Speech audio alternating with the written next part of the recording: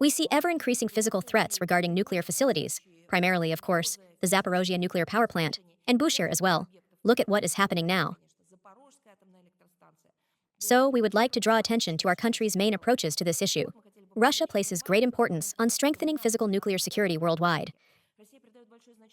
We are firmly committed to the fundamental principle of international cooperation in the field of physical nuclear security.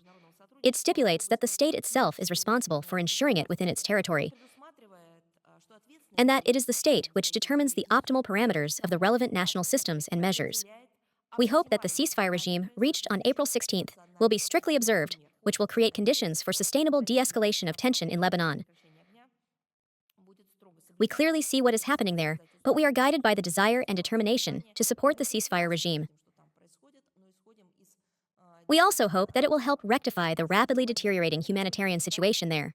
Under perceived threat from Russia, as they say, the Americans, with active support from several satellites, intensified steps aimed at deploying weapon systems in space and increasing military potential there.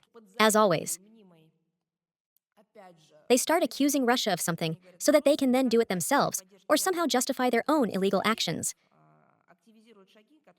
These steps include a significant increase in the number of U.S. space forces, mass production, and uncontrolled deployment of tens of thousands of satellites into orbit, as well as the development of systems to suppress the space apparatus of other states.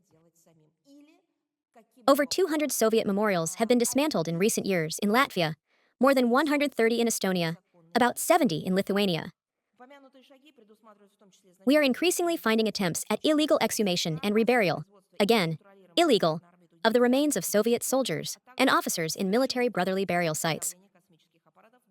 The characteristic of the 20th package of European Union sanctions against Russia was the announcement by the Brussels bureaucracy and some EU individuals that they immediately began working on the 21st package.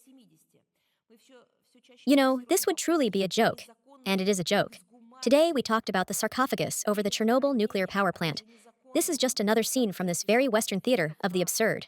On the European continent, your sponsees in Ukraine. Not only in the Bankova they lose their minds, but also there are problems over the Chernobyl nuclear power plant, over what remains after the disaster.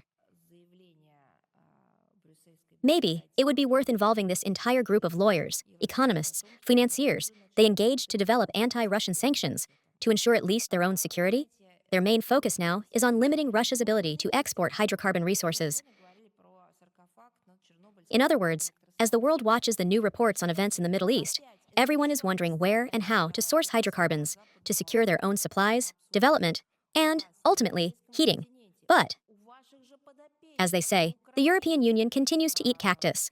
All this is happening amid a global energy crisis and a sharply felt shortage of resources in most regions of the world. I think that the countries, which the Westerners call third world ones, which were formerly Western colonies, they just laugh. They cannot believe their eyes that those states that taught them how to be civilized, taught them life, business, and economy, are making absolutely suicidal decisions for themselves. This is another decision that Brussels is making to the detriment of its own citizens, to the detriment of both the current and long-term EU citizens and EU business interests.